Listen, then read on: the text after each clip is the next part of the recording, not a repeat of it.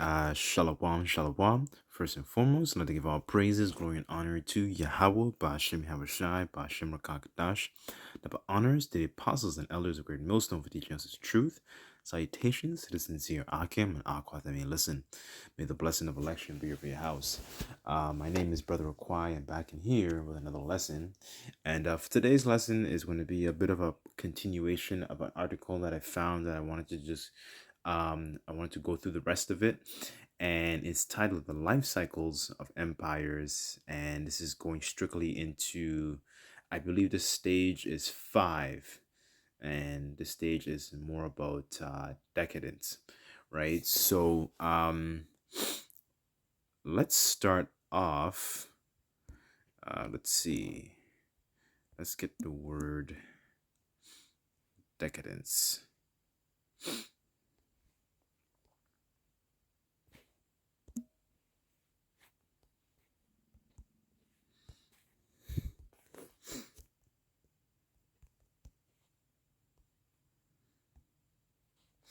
Okay, so this is decadence in the etymology, and it reads deteriorated condition, decay.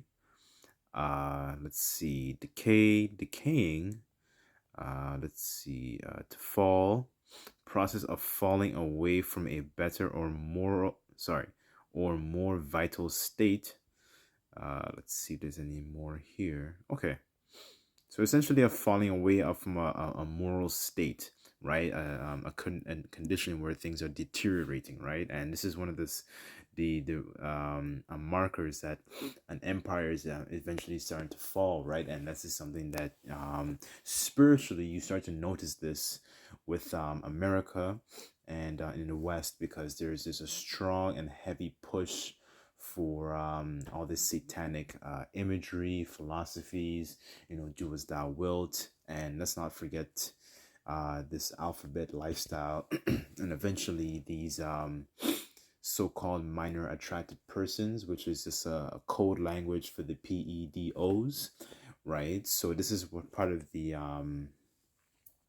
mix of what we see in a society begins to crumble and decline, right? So what I want to do is go through the article like really quickly, and Yahweh Ratazah, this would be an edifying lesson, right? Okay, so the article is actually titled "Life Cycles of Empires" by I think it's by a book by a guy named Sir John Glubb here, as you can see, right? And what I want to do is scroll down to the um, the last few stages of the empire. So here you can see that it has Age of Intellect, right? Okay, let's see. So here it says the Age of Decadence, right?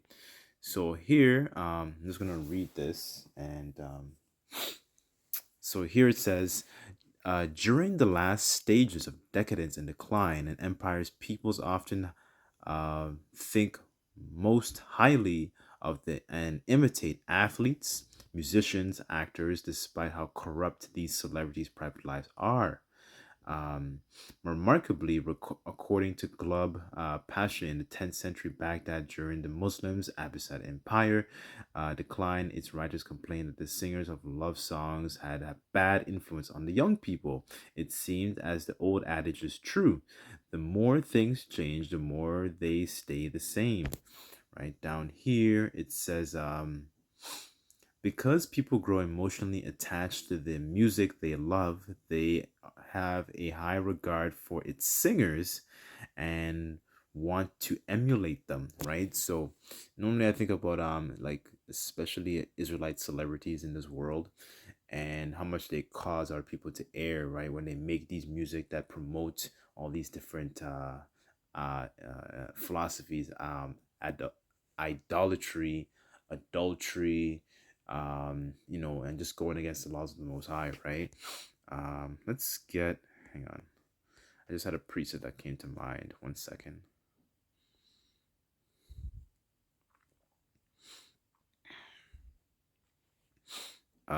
Here it says Isaiah chapter 9, verse 16, for it says, the leaders of this people caused them to err, and they that are led of them are destroyed, right? So this mostly speaks of the people who are in positions, who are trying, who is supposed to lead the people of Israel to actually remember to keep the commandments of the Lord Yahweh Bashem Yahushai. But I just wanted to use that to explain that, because our people normally look at these celebrities, these people who have a lot of money in this world, who are rich. They actually look at them as leaders who are trying to help our people. But when you actually look at their life and the way they live, and the things that they have to do to actually get there, it causes our people to err, right? And the things that they sing about, it causes the people to actually go astray from the Most High rather than get closer to the Most High, right? um Further on, it reads, let's see, inevitably, popular music, often spiritually rotten lyrical content such as foul language, blunt sexual references, glorifying immorality, even satanic allusions at times influence fans, right? And that's something you could have seen in like different, concerts, like I think the Travis Scott concert that happened a couple of years ago, the Kendrick Lamar, where he had a jewelry, a jeweled crown of thorns on his head, and then blood coming down, dripping on his face, trying to resemble Yahweh Shai being crucified, you know. My goodness. Anyways, so this is the kind of things that we see, and these are the things to look out for when you notice that an empire is on its decline, it's on its way out, right? Let's get a scripture. Just 1 second.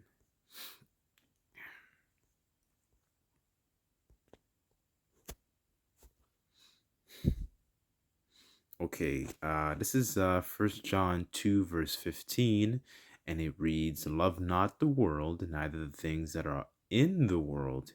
If any man love the world, the love of the Father is not in him. For all that is in the world, the lust of the flesh, the lust of the eyes, and the pride of life, is not of the Father, but is of the world." Right? So all these things that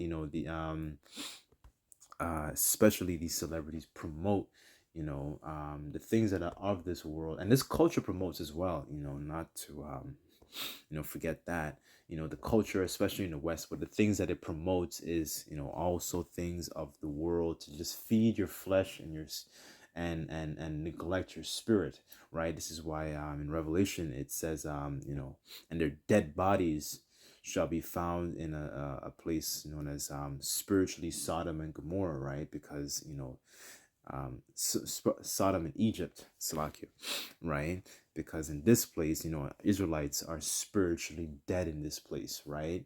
You know, they don't have any understanding of who they are, and they don't have any understanding of how to navigate a place like this, right? Verse 17, and it reads, and the world passeth away, and the lust thereof, but he that doeth the will of the Most High abideth forever, right? So, this is the kind of these are just things to look out for, when you actually pay attention to what's going on in the world, right? This is the kind of vibration that Babylon the Great America emits, right? Further on, it reads, as a matter of fact, I wanted to get a quick mm, give me 1 second. Okay, this is a song that I found, and I just wanted to share the lyrics, on screen, just so you can see an example of the rotting lyrics that Israel pushes out, when they get these record contracts. Be Yeah. Okay, just to show you like an idea of what's going on, right? So, here you can see this music so-called musician singing about aborting, right? You know, and this is the things that they're singing about, right? And I just wanted to show that, as a matter of fact, and that is the vibration that this place is pushing out, because part of this decadence, um the especially, and this affects, not to go too off topic, but it has affected the minds of our people and polluted this place. Is it pushes a filthy wine, and our people are drunk off of this place, right? That's why this says that the nations are mad, right? So I'm gonna get that. As a matter of fact, I'll get that right now before I forget. Okay, this is Jeremiah chapter 51, verse 7, and it reads, Babylon hath been a golden cup in the Lord Yahweh's hand, that made all the earth drunken. The nations have drunken of her wine, therefore the nations are mad, right? There's an article that came out in from Uganda.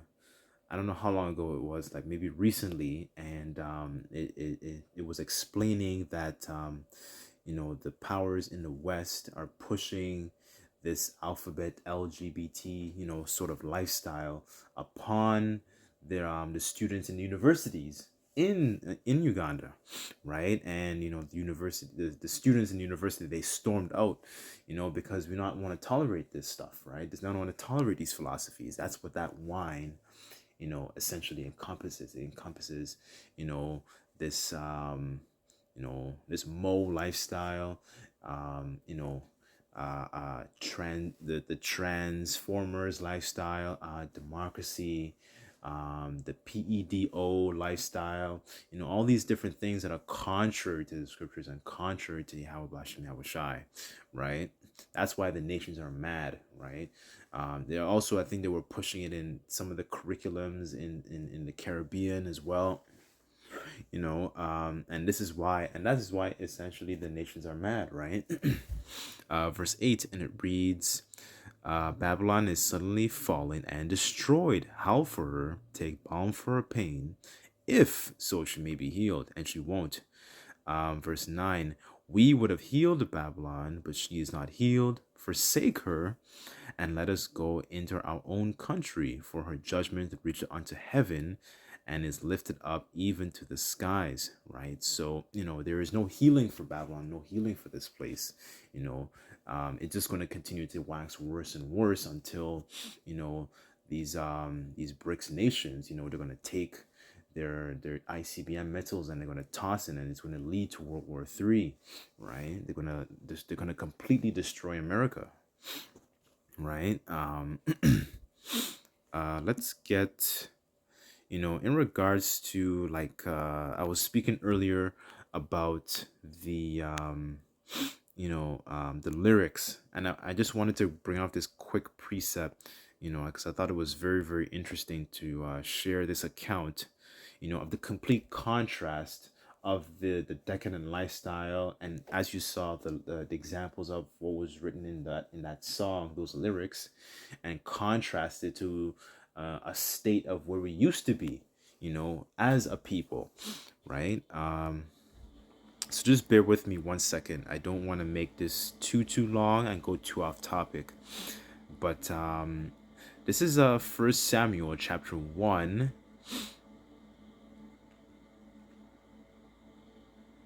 I'm going to start at 4, and it reads, And when the time was that Elkanah offered, he gave to Peninnah his wife and all her sons and daughters portions. But unto Hannah he gave a worthy portion, for he loved Hannah, but the Lord Yahweh shut up her womb. Right? Verse 6, and yeah, and it says, and her adversary also provoked her to sore, for to make her fret, because the Lord Yahweh had shut up her womb. As a matter of fact, give me 1 second. Let me just get that in NLT.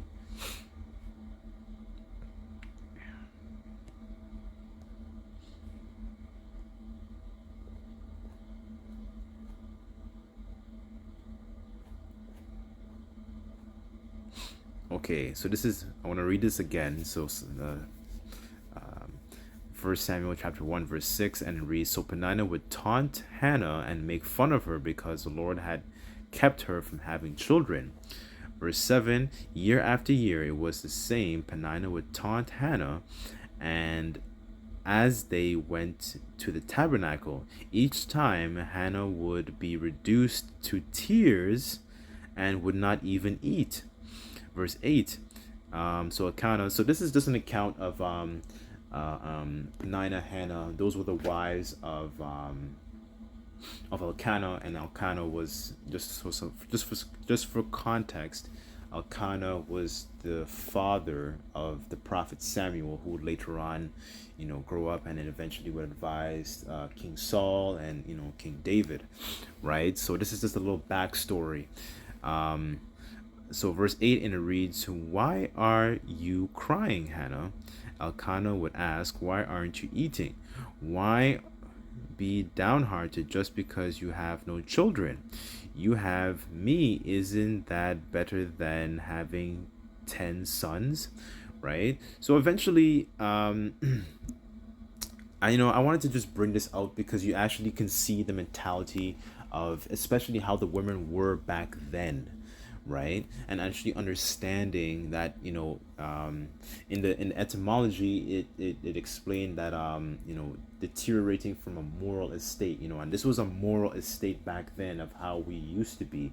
Because if you contrast that between that and then the lyrics that I just put up on the screen, you can actually see the complete difference. You see on one hand in the account, you actually see a moral state where a woman actually is very, very and overly enthusiastic to actually bring forth a man's child and bring forth a man's seed and actually be that helpmate and that and that servant towards her husband, and growing and then nurturing those children, right?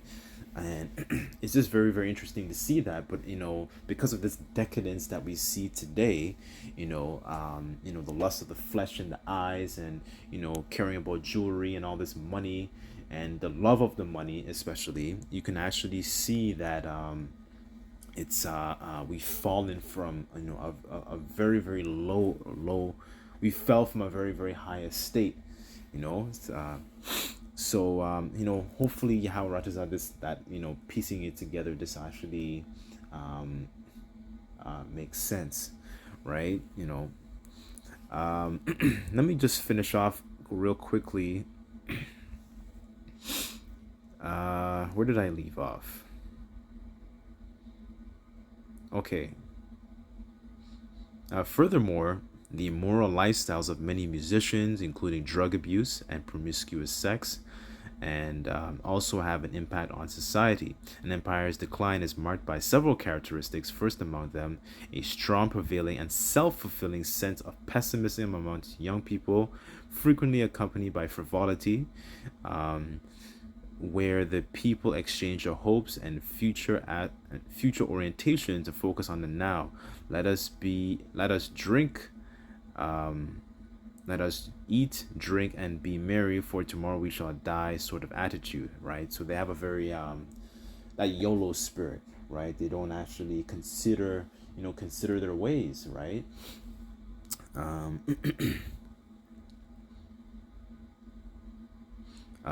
Furthermore, it reads down here, Glubb also notes that the empire's heroes change from declining civilizations according to this focus on frivolity. The actors, the singer, the athlete, the entertainers replace the general or the statesman of literary genius as role models for young. Another characteristic of the decline is degeneracy, and is generalized by a laxity of discipline during this time. And increasing materialism, the retreat of immorality, the advent of feminism, the appearance and the influence of women in public life are all hallmarks of a civilization in decline, right? So, as a matter of fact, let's get another. What do we have?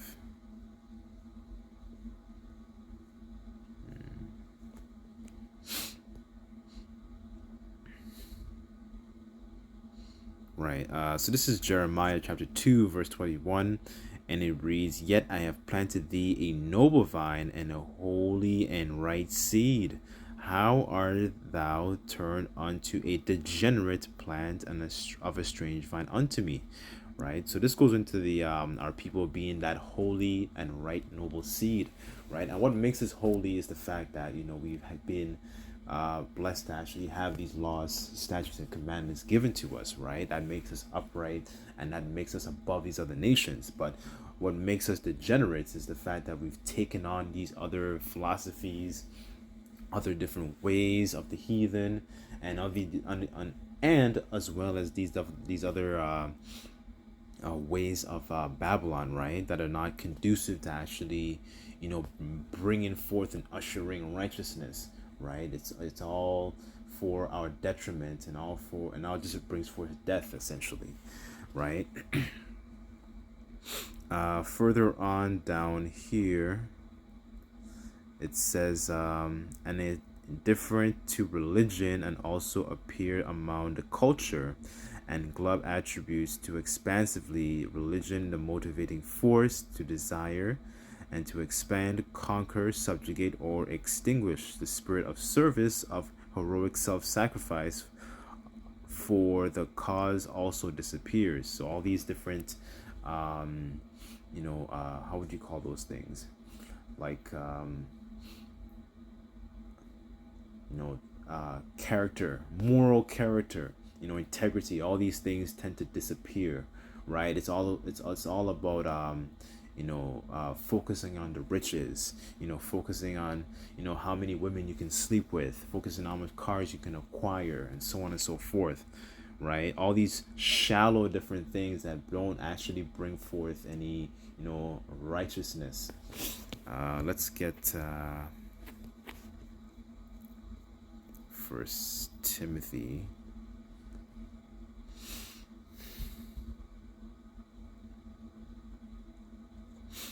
Okay, this is First Timothy 6 and 5, and it reads, "Perverse disputings of men of corrupt minds and destitute of truth, supposing that gain is godliness. From such withdraw thyself." Right? So there's a mentality that when people think that they gain money, they actually that makes them holy, that makes them godly, so to speak, right? But in verse 6 it says, "But godliness with contentment is great gain," right? And that is a very complete opposite to what the decadent lifestyle actually teaches our people, especially when being in Babylon the Great. They don't learn the importance of contentment, right? It's always a bunch of excess materialism and always trying to feed into that flesh, right? You need all these different things, right? All you Israelites really and truly need is Yahweh Bashem, Yahweh Shai, right? You need the scriptures, right? That gives you the guidance and the light to be able to navigate through this place, right? Verse 7, and it reads, For brought for we brought nothing into this world, and it is certain we carry nothing out. Having food and raiment, let us be wherewith content, right? So having being in a mindset where we don't need to have things in excess, right? Things that just fulfill the flesh in excess, right? What we just really need is to have our minds upright, and a healthy dose of the fear of the Lord. I'm just get these last two, and it reads, "But they that will be rich Salakia. But they that will be rich fall into temptation and a snare, and into many foolish and hurtful lusts, which drown men into destruction and perdition. For the love of money is the root of all evil, which while some coveted after, they have erred from the faith and pierced themselves through with many sorrows, right? So, this is just going to all the different temptations that, that happens to our people when they continue to feed into these things, right? Feed into these things that just fulfill your flesh only rather than fulfilling, the spirit as well, fulfilling the spirit, right? So, the article kind of continues more into the decline and the states of an empire when it's on its collapse. Right here it says an age of decline and collapse. I'm not going to go through that one, but I just wanted to bring out those those little points here and there, right? Just to look at the because it's just very interesting to see what the author is describing is if you look at it spiritually, if you look at America spiritually, this is what's happening to America and in the West, right? But Yahweh Ratazar, this video was edifying. I know I kind of jumbled a bit over the place, but I really hope and Yahweh Ratazar, this video was edifying. And I just like to give all praises, glory, and honor to Yahweh, Ba'ashem Yahweh Shai, Ba'ashem Rakakadash.